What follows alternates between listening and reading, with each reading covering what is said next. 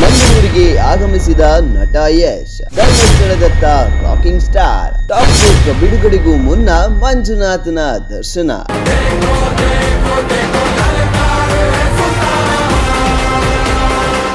ಚೆನ್ನೈನಿಂದ ವಿಶೇಷ ವಿಮಾನದ ಮೂಲಕ ಮಂಗಳೂರಿನ ವಿಮಾನ ನಿಲ್ದಾಣಕ್ಕೆ ಬಂದಿಳಿದ ಯಶ್ ಅವರಿಗೆ ಅದ್ದೂರಿ ಸ್ವಾಗತ ದೊರೆತಿದೆ.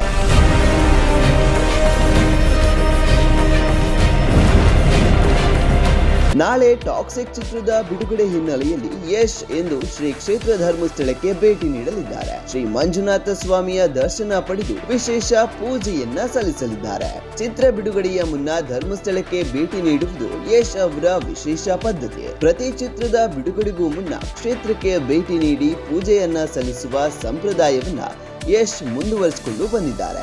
ಇದೀಗ ಮಂಗಳೂರಿಗೆ ಆಗಮಿಸಿರುವ ಯಶ್ ಧರ್ಮಸ್ಥಳದತ್ತ ಪ್ರಯಾಣವನ್ನ ಬೆಳೆಸಲಿದ್ದಾರೆ. ಟಾಕ್ಸಿಕ್ ಚಿತ್ರದ ಬಿಡುಗಡೆಗೂ ಮುನ್ನ ರಾಕಿಂಗ್ ಸ್ಟಾರ್ ಮಂಜುನಾಥ ಸ್ವಾಮಿಯ ದರ್ಶನವನ್ನ ಪಡೆಯಲಿದ್ದಾರೆ. Bureau report, Sandeep. ಶನಿವಾರ ಸಂತೆ, ASTV ಕನ್ನಡ, ಬೆಂಗಳೂರು.